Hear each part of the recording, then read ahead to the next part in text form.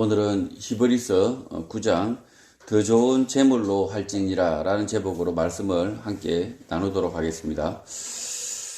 히브리서 저자는 교회가 진짜 성막, 성소, 장막, 성전이라고 말합니다. 이 교회는 예수 그리스도께서 세우신 것인데 영원한 대제사장이 계시므로 제사장은 필요 없다고 말하는 것입니다. 예수님은 복음서에서 성전에 대하여 이미 여러 차례 언급을 하셨습니다. 예수님은 성전을 헐고 3일 만에 다시 짓는다라고 말씀을 하셨는데 그 의미는 예수 그리스도의 십자가 죽으심과 3일 만에 부활하심이고 그 부활하심으로 인하여 진짜 성전, 교회를 세우시겠다는 의미입니다. 예수 그리스도의 말씀만을 진리로 받드는 두세 사람의 성도가 모이는 것, 그것이 구약의 예루살렘 성전을 뛰어넘는 진짜 성전, 교회인 것입니다. 진짜 성전, 교회가 한국 교회에 매우 적습니다. 오직 예수 그리스도의 말씀만을 따르는 성도가 드물고 자기 생각과 경험도 겸하여 믿는 불신앙의 사람들이 다수이기 때문입니다. 제가 어릴 적에 어떻게 예수님의 말씀만으로 살 수 있지? 그것은 불가능한 일이니 내 생각도 적당히 보태서 살아야 한다라고 생각을 했습니다. 그러나 그 생각은 오래지 않아서 깨졌습니다. 한 번도 예수 그리스도의 말씀만으로 살아보려고 노력을 하지 않아서 시도도 해보지 않고 불가능으로 여겼기 때문에 항상 제자리였던 것입니다. 2016년 10월 5일 저는 제가 26년을 출석했던 교회를 떠나 개척교회로 나가며 함께 섬겼던 고등부 교사들에게 썼던 편지를 공유하려고 합니다. 지금 설교 시간에는 읽지 않겠으나 나중에 한번 읽어보시길 바랍니다. 반드시 시작을 해야 떠나야 도착을 한다는 사실을 말씀드리고 싶은 것입니다. 예수 그리스도의 말씀만으로 살아보겠다는 결심이 없었다면 반드시 결심을 하셔야 도착을 한다는 것입니다.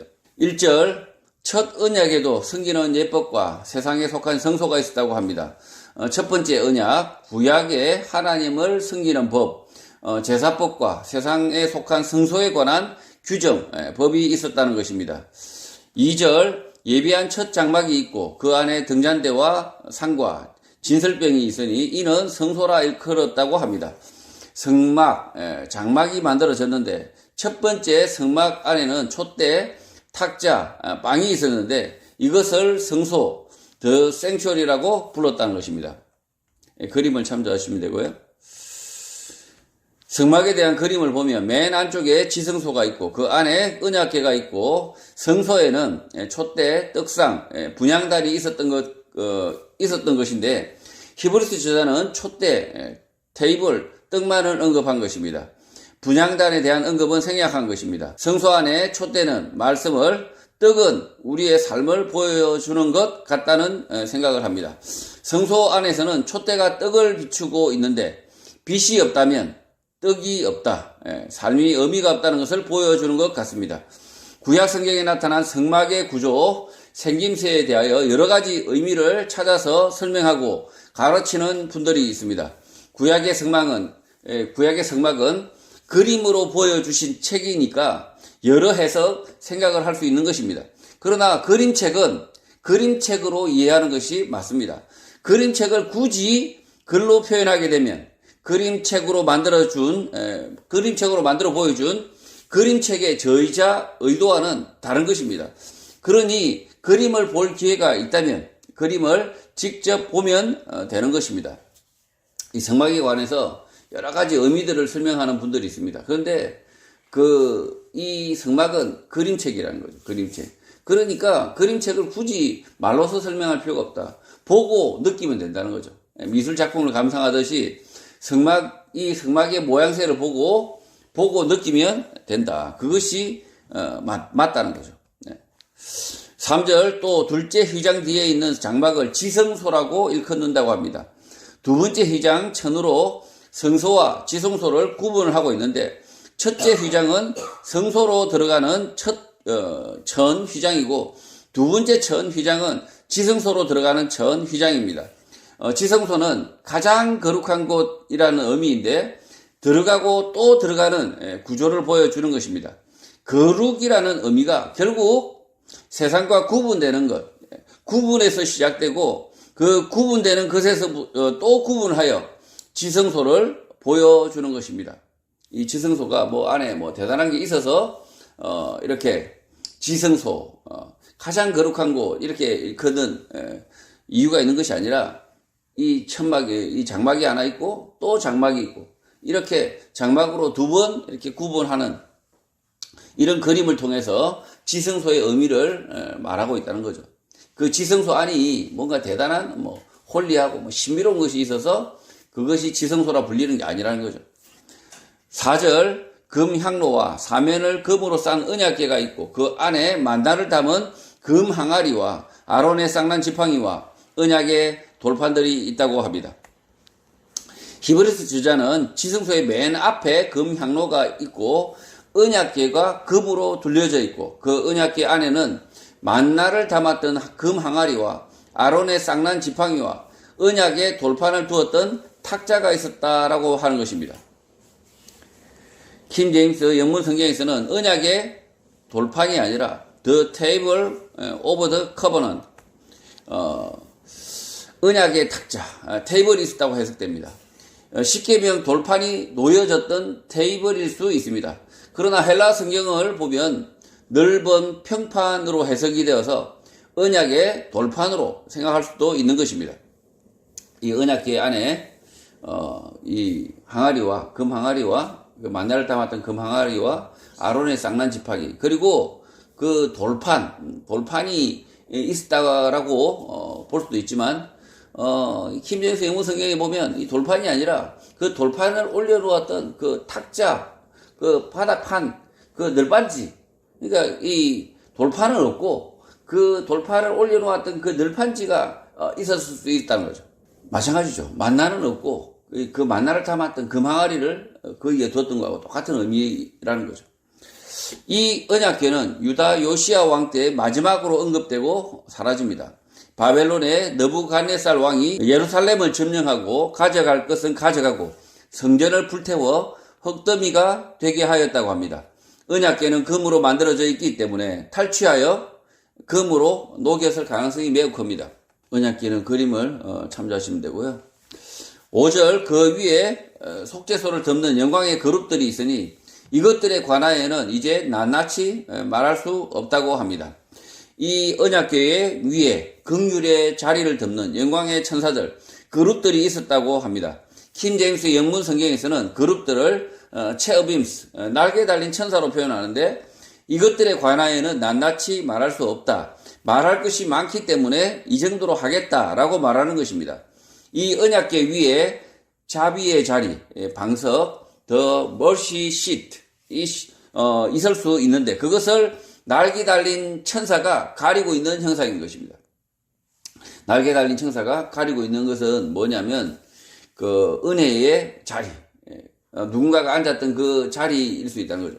그 자리에, 은혜의 자리에 천사들이 가리고 있다. 아무나 못 앉는다는 거죠. 아무나 이 은혜의 자리에 들어올 수 없다는 거죠. 그런 형상을 하고 있다라는 거죠. 그림을 참조하시기 바랍니다. 6절 이 모든 것을 이같이 예비하였으니 제사장들이 항상 첫 장막에 들어가 섬기는 예식을 행하였다고 합니다. 이것들은 이와 같이 규정을 만들어서 제사장들이 항상 첫 장막에 들어가 섬기는 일을 수행했다는 것입니다. 대제사장이 아닌 일반 제사장들은 첫 장막, 성소에까지만 들어가 섬겼다는 것입니다. 7절 오직 둘째 장막은 대제사장이 홀로 1년에 한 번에 들어가되 자기와 백성의 허물을 위하여 드리는 피 없이는 아니했다고 합니다. 지성소에는 대제사장만 들어갔는데 혼자 1년에 딱 한 번 들어가고 자기와 백성의 허물을 위하여 희생의 제물의 피를 반드시 드렸다는 것입니다. 이 성소와 지성소로 구분이 되는데 첫 번째 장막까지는 일반 제사장이 들락날락 했죠. 그러나 이 지성소에는 구분된 이 지성소에는 대제사장이 1년에 딱 한 번만 들어가는데 반드시 희생의 제물의 피를 가지고 들어갔다라는 거죠. 8절 성령이 이로써 보이신 것은 첫 장막이 서 있을 동안에는 성소에 들어가는 길이 아직 나타나지 아니한 것이라고 합니다. 성령께서 이 성막의 의미를 알려주시는데 첫 장막, 성소에 서 있을 동안에는 지성소로 들어가는 길을 아직 보여주지 않으셨다라고 합니다. 성막은 성소와 지성소 사이에 휘장, 천으로 구분되어 있는데 그 구분의 의미는 아직 들어갈 수 없다, 길이 없다라는 의미인 것입니다.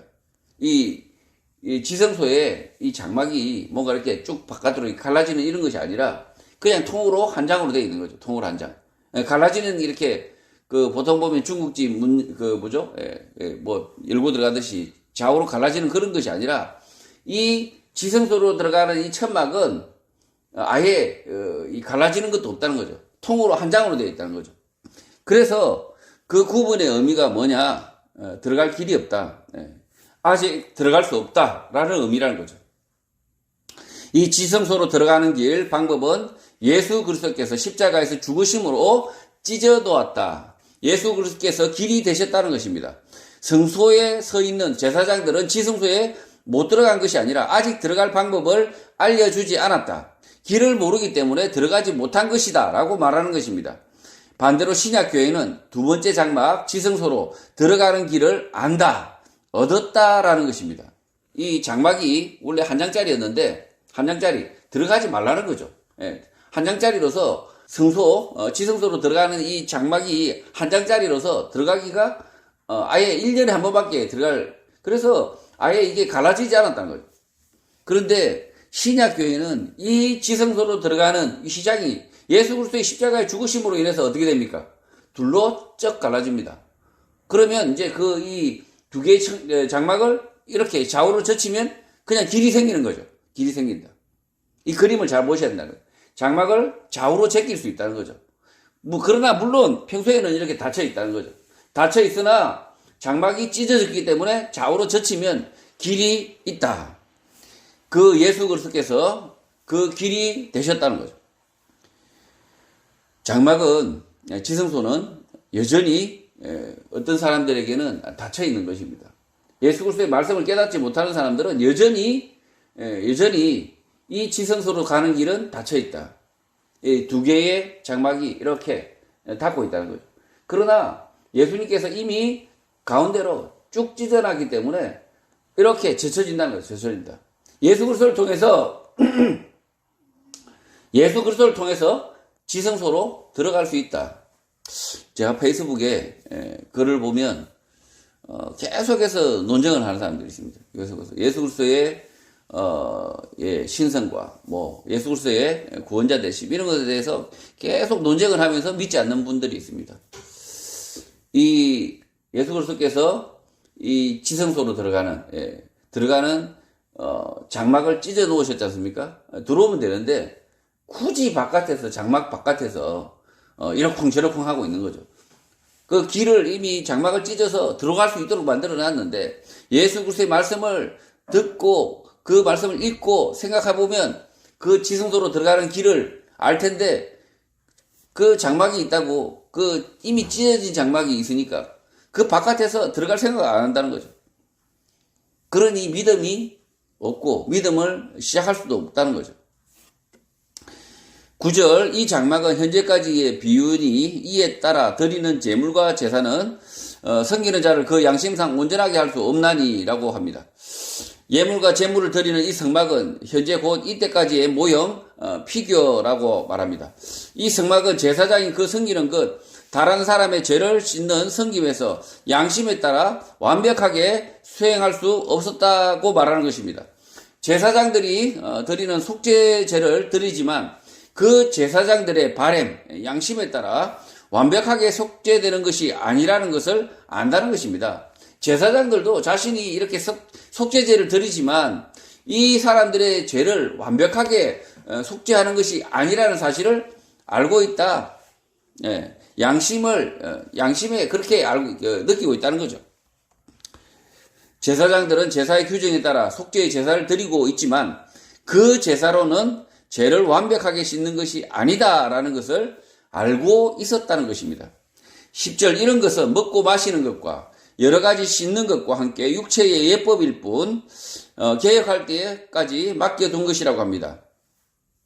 이 성막의 규정은 먹고 마시는 규정과 여러 가지 씻는 정결 규정과 함께 육체의 규정, 예법일 뿐이고 그 규정을 바꿀 때까지 부과되는 것이다 라고 말하는 것입니다. 제사장과 제사의 규정은 예수 그리스도께서 오시기 전까지만 부과되고 유효하다는 것입니다. 예수 그리스도께서 오시고 나서 이 제사장과 이 제사의 규정은 이미 유효하지 않다. 예수 그리스도께서 오시기 전까지만 그 규정과 예법을 이렇게 부과되는 것이었다라는 거죠. 11절 그리스도께서 장래 좋은 일에 대제사장으로 오사 손으로 짓지 아니한 것 곧 이 창조에 속하지 아니한 더 크고 온전한 장막이 되셨다고 합니다.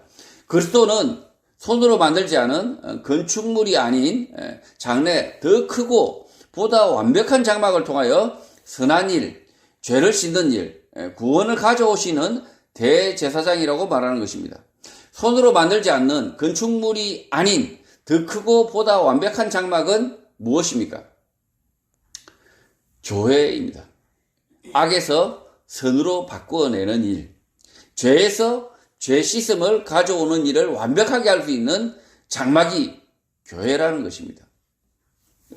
예전에 그 성막은, 그 제사를 지냈던 그 성막은 완전히 죄를 씻을 수 없었지만, 교회는요, 이 두세 사람 모인 이 교회는, 예수 그리스도께서 세우신 이 교회는, 죄인을 완전히 의인으로 바꾸어낼 수 있다. 완벽하게 죄인의 죄를 씻을 수 있다. 그것이 장막, 교회라는 거죠. 12절 염소와 송아지의 피로 하지 아니하고 오직 자기의 피로 영원한 속죄를 이루사 단번에 성소로 들어가셨다고 합니다. 염소의 피, 송아지의 피로 하지 않고 예수 그리스도의 피로 영원한 속죄를 단 한 번에 이루셨고 거룩한 곳 지성소로 들어가셨다고 말하는 것입니다. 13절 염소와 황소의 피와 및 암송아지의 죄를 부정한 자에게 뿌려 그 육체를 정결하게 하여 거룩하게 했다고 합니다. 구약의 정결 규정을 말하는데 염소, 황소의 피와 암송아지를 태워 죄를 만든 다음 그 죄를 부정한 자에게 뿌려 그 육체를 정결하게 거룩하게 한다는 것입니다. 14절 하물며 영원하신 성령으로 말미암아 흠없는 자기를 하나님께 드린 그리스도의 피가 어찌 너희 양심을 죽은 행실에서 깨끗하게 하고 살아계신 하나님을 섬기게 하지 못하겠느냐라고 반문합니다. 제사와 제사장이 필요하다고 주장하는 히브리서 수신자 성도들에게 예수 그리스도의 피가 얼마나 더 필요하냐, how much more 라고 면박을 주는 장면인 것입니다. 예수 그리스도의 피가 얼마나 더 필요하냐, 이거 면박이죠, 면박. 네. 킹제임스 영문 성경에서 without spot의 의미는 흠이 없는 것이 아니라 점 하나도 남기지 않았다, 모두 드렸다라는 의미가 맞을 것 같습니다. 킹제임스 성경에서는 without spot. 그래서 이 흠없는 자기를 하나님께 드렸다 이렇게 개역개정에서 쓰고 있지만, 흠없는 자기를 하나님께 드렸다 이렇게 쓰고 있지만, 킹제임스 영문 성경에서는 without spot, 점 하나도 남기지 않았다, 모두 드렸다라고 의미로 읽히는 것이 맞다는 거죠. 그리고 dead works, 죽은 일들은 살아계신 하나님을 섬긴다면서 구약의 제사장과 제사의 방식을 고집하는 것을 말하는 것입니다. dead works. 그러니까 이 히브리서 수신자들이 여전히 제사와 그리고 제사장이 필요하다 이렇게 생각하고 있는데, 그것을 뭐라고 이야기하고 있냐면 죽은 일이라고 이야기해요. 죽은 일. 그러니까 이 죽은 일, 살아계신 하나님을 섬긴다면서 죽은 일을 하려고 한다. 구약의 제사와 제사장의 그 방식을 고집하려고 한다. 잘못됐다고 이야기하는 거죠. 그래서 이 구절의 의미를 정리를 하면 예수 그리스도는 영원하신 성령을 통하여 점 하나도 남김없이 자기를 하나님께 드렸고, 그 피는 살아계시는 하나님을 섬기는 죽은 일, 제사의 일에서부터 너희의 양심을 깨끗하게 하신다. 제사를 하지 않는다고 꺼림칙하지 않아도 된다는 것입니다. 이 제사와 제사장이 없는 것에 대해서 히브리서 수신자들이 이렇게 꺼림칙하게 생각하고 있다는 거죠. 항상 양심에 뭔가 꺼림칙하다. 제사를 드려야 할 것 같다. 구약 제사를 드려야 될 것 같다. 신약 교회를 할지라도 제사를 드려야 할 것 같다. 그렇게 자꾸 양심에 뭔가 이렇게 꺼림칙함이 남아있다는 거죠. 근데 히브리서 저자는 그렇게 할 필요가 없다. 그리스도의 피가 너희를 이미 깨끗하게 했다. 더 이상 꺼림칙함이 남을 필요가 없다는 거죠. 15절 이로 말미암아 그는 새 언약의 중보자시니 이는 첫 언약 때에 범한 죄에서 속량하려고 죽으사 부르심을 입은 자로 하여금 영원한 기업의 약속을 얻게 하려 하심이라고 합니다. 첫 언약 아래서 범한 죄에서 속량하시기 위하여 예수 그리스도의 죽으심으로 새 언약의 중보자가 되셨는데 그 언약의 대상은 부르심을 입어 영원한 상속자의 약속을 받은 성도라는 것입니다. 복음으로 부르심을 받지 않은 사람은 새 언약에서 제외라는 것입니다. 예수 그리스도의 피는 모두를 위한 것이 아니라 새 언약에 초대된 사람만이라는 것입니다. 대자 대비 하나님은 모든 사람을 사랑한다는 말은 거짓말인 것입니다. 구약에서 아브라함과 그의 자손들을 대상으로 했듯이 신약 새 언약에서는 예수 그리스도의 말씀만을 받드는 성도만이 그 언약의 대상이라는 것입니다. 이 교회가 잘못 가르치는 것 중에 하나가 마치 그 교회 기독교가 불교의 대자 대비의 종교로 이렇게 바꾸는 교회가 있습니다. 잘못됐다는 거죠. 구약의 약속도 누구에게만 준 겁니까? 아브라함과 그 후손들에게만 주신 약속입니다. 그리고 그 구약과 마찬가지로 이 신약도 예수 그리스도의 말씀만을 받드는 성도들과 하나님과의 약속, 그거라는 거죠. 그래서 언약의 대상이 예수 그리스도의 말씀을 받들지 않는 그런 이 언약에 초대되지 않은 사람들에게도 미치는 그런 것이 아니라는 거죠. 그래서 예수 그리스도의 피는 모두를 위한 것이 아니라 오직 새 언약에 초대된 사람만의 것이다 라는 것이죠. 16절 유언은 유언한 자가 죽어야 된다고 합니다. 유언이 효력이 있으려면 유언을 한 사람의 죽음 이후라야 한다는 것입니다. 한국에서 유언은 5가지 방법이 있습니다. 자필 정언 유언, 손으로 쓰는 겁니다. 그 다음에 녹음 유언, 그리고 공정 정서 유언. 공정을 하려면 변호사라든지 이렇게 제3자가 공정을 하죠. 그 다음에 비밀 정서 유언, 그 다음에 구수 정서 유언. 그러니까 글을 쓸 수가 없으니까 받아 적게 하는 거죠. 구수 정서 유언입니다. 이렇게 유언을 남겼다 하더라도 무효가 되는 사유도 4가지나 있습니다. 민법이 정한 5가지 방식으로 갖추지 않은 유언, 그리고 유언 능력이 없는 만 17세 미만 의사 능력이 없는 사람의 유언, 유언의 내용이 사회 질서, 강행 법규에 위반하는 유언, 유언자가 행하지 않는 유언은 무효인 것입니다. 유언장을 썼다 하더라도 5가지 방법으로 아주 합법적인 방법으로 유언을 남겼다 하더라도 무효가 되는 사유가 있다는 거죠. 무효가 되는 사유가 있는데, 근데 이 유언은 반드시 죽은 사람의 그 죽음 이후에야만 유언이 효력이 있다라는 거죠. 17절 유언은 그 사람이 죽은 후에야 유효한 적, 유언한 자가 살아있는 동안에는 효력이 없다고 합니다. 유언장의 효력이 있다 하더라도 효력 있게 쓰여진 유언장이라 하더라도 유언자가 죽기 전에는 전혀 효력이 생기지 않는 것은 전 세계 어디나 마찬가지인 것입니다. 18절 이러므로 첫 언약도 피 없이 세운 것이 아니라고 합니다. 첫 언약 구약도 양과 염소, 송아지 등의 죽음으로 피를 뿌리는 제사를 하였는데 죄 지은 사람을 대신하여 짐승이 죽은 것입니다.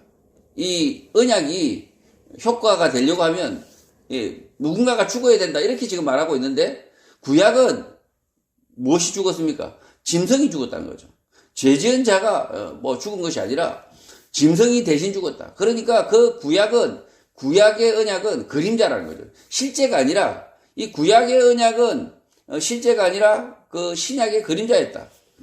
19절 모세가 율법대로 모든 계명을 온 백성에게 말한 후에 송아지와 염소의 피 및 물과 붉은 양털과 우슬초를 취하여 그 두루마리와 온 백성에게 뿌렸다고 합니다. 모세는 하나님과 이스라엘 백성들 사이에 유언장 언약을 하고 있는데 송아지 염소의 피와 피와 물과 그리고 붉은 양털과 우슬초에 묻혀 율법책과 백성들에게 뿌려 언약을 확정한 것입니다. 언약을 파기한 당사자는 피를 흘리고 죽는다라는 의미인 동시에 이 언약은 반드시 지켜진다는 의미인 것입니다. 지금 율법책에도 뿌리고 그리고 백성들에게도 뿌렸습니다. 피를. 이 피의 의미가 이 언약을 지키지 않으면 반드시 죽는다라는 의미도 있지만 이 언약은 반드시 지켜진다라는 의미라는 거죠. 20절 이르되 이는 하나님이 너희에게 명하신 언약의 피라고 말씀하셨다는 것입니다. 이 피가 하나님과 이스라엘 백성들 간에 맺은 언약, 약속의 증거라는 것입니다. 지금 이 율법책에 피가 막 묻혀져 있어요. 나중에 후손들이 봤을 때 피자국이 있습니다. 무슨 의미일까요? 마찬가지입니다. 그 백성들이 모여있는데 피를 뿌려가지고 옷에 막 피가 묻어 있어요. 이게 무슨 의미일까요?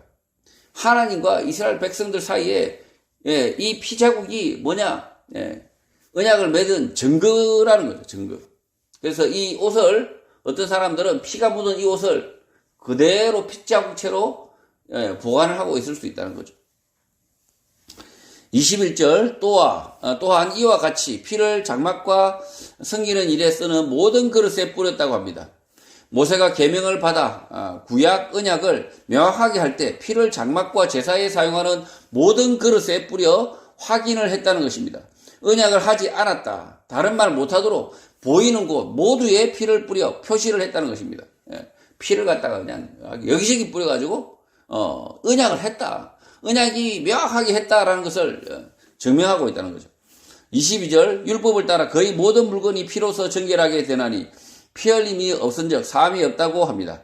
율법에서 정결함을 가져오는 방법은 피밖에 없기 때문에 피 흘림이 없으면 제사항도 없다, 용서가 없다라는 것입니다. 구약에서 피 흘림이 없이는 죄 용서가 없듯이 신약에서도 마찬가지라는 것입니다. 그 죄의 대가는 반드시 치러야 된다. 피를 흘리고 누군가가 죽어야 된다는 거죠. 책임을 져야 된다는 거죠. 죄에 대한 책임은 결국은 죽음으로 갚을 수밖에 없다는 거죠. 23절 그러므로 하늘에 있는 것들의 모형은 이런 것들로서 정결하게 할 필요가 있었으나 하늘에 있는 그것들은 이런 것들보다 더 좋은 제물로 하여야 한다고 합니다. 하늘에 있는 것들의 모형은 구약의 제사, 짐승에 피를 뿌리는 제사를 말하는 것이고 하늘에 있는 그것들, 모형이 아닌 진짜 제사는 짐승의 피가 아닌 더 좋은 제물로 해야 한다는 것입니다. 더 좋은 제물이 무엇입니까? 예수 그리스도입니다.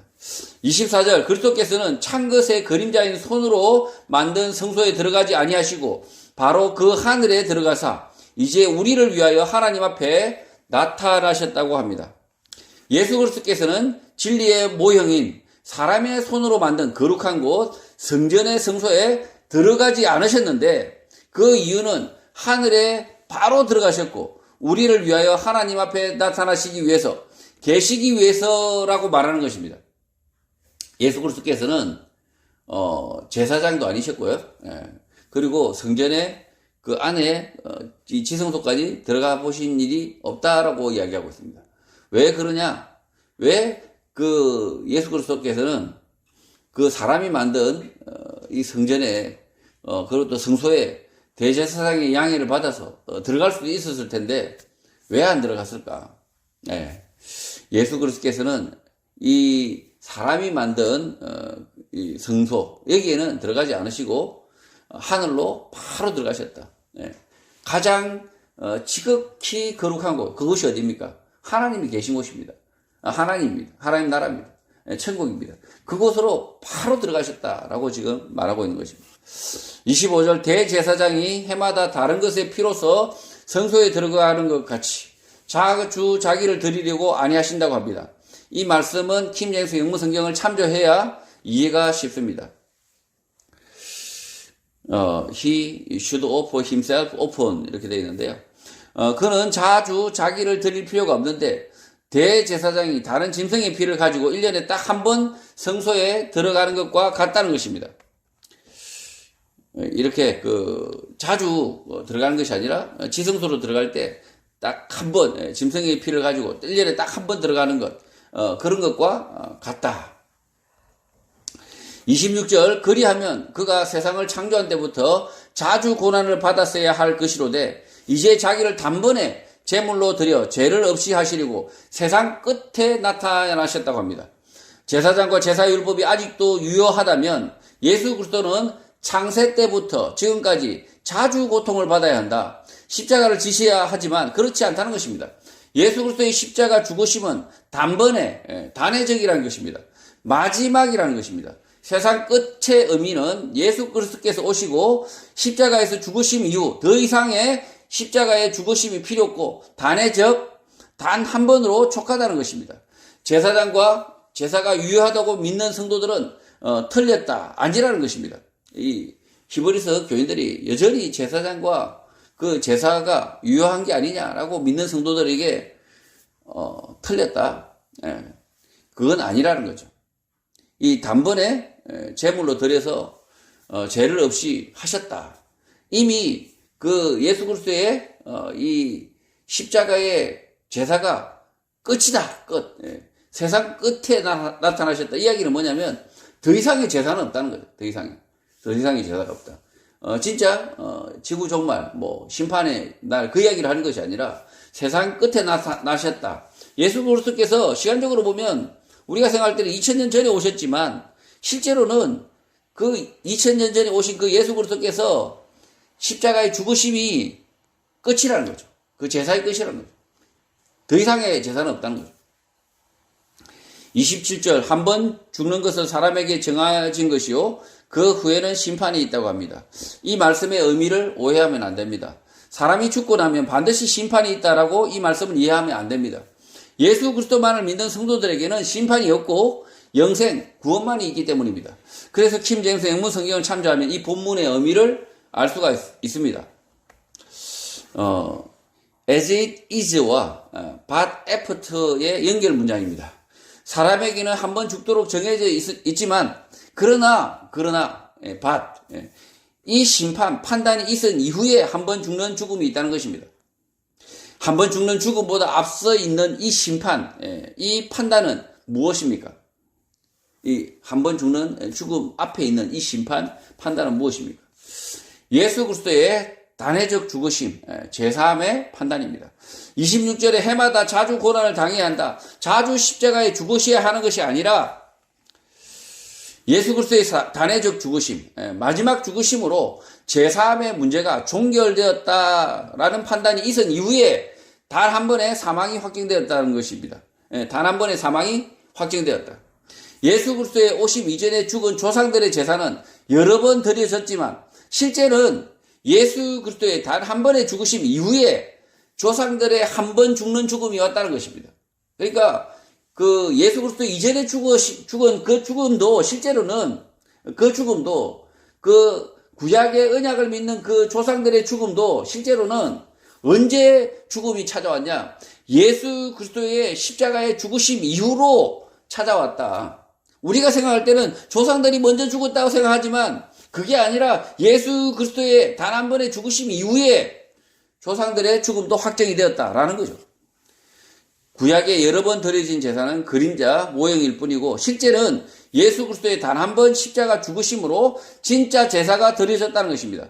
그리고 구약의 조상들 또한 예수 그리스도의 단 한 번 죽으심의 제사로 죄사함을 받았다, 구원을 얻었다라는 것입니다. 이 짐승의 피로 구원을 얻은 것이 아니라 예수 그리스도의 제사함의 그 피로 단 한 번의 제사로 구원을 얻었다는 것입니다. 시간적으로 예수 그리스도의 죽으심의 사건이 조상들의 죽음 뒤에 있는 사건으로 생각이 되겠지만 그렇지 않다는 것입니다. 다윗이 오실 예수 그리스도를 대망하고 십자가의 죽으심을 의지하여 구원을 얻은 것처럼 시간 순서가 아니라는 것입니다. 이 다윗의 죽음이 먼저가 아니라 예수 그리스도의 십자가의 죽으심이 먼저다. 그리고 그 다윗의 죽음이 확정되었다라고 지금 히브리서 저자는 말하고 있습니다. 그래서 예수 그리스도의 죽으심은 계속 여러 번 죽으셔야 되는 것이 아니라 단 한 번 죽으심으로 인해서 그 조상들의 죽음과 그리고 앞으로 올 사람들의 모든 사람의 죽음을 그 예수 그리스도의 죽으심 가운데 확정이 되어진다라는 거죠. 28절 이와 같이 그리스도로 많은 사람의 죄를 담당하시려고 단번에 드린 바 되셨고 구원에 이르게 하기 위하여 죄와 상관없이 자기를 바라는 자들에게 두 번째 나타나신다고 합니다. 예수 그리스도는 구약과 신약을 아울러 모든 사람의 죄를 담당하시려고 단번에 들이신 바 되셨다고 합니다. 또 죄와 상관없이 자기를 바라는 자들에게 두 번째 구원을 위하여 나타나신다고 합니다. 예수 그리스도만을 바랬던 자들은 죄와 상관이 없다. 단 한 번 십자가에 들이진 예수 그리스도를 의지하여 죄 씻음을 이미 받고 두 번째 나타남 재림을 맞는다는 것입니다. 재림의 때는 예수 그리스도의 십자가 죽으심으로 말미암아 이미 죄 씻음을 받은 상태에서 맞는다는 것입니다. 그러니 더 이상 제사장과 제사가 필요하지 않다는 것입니다.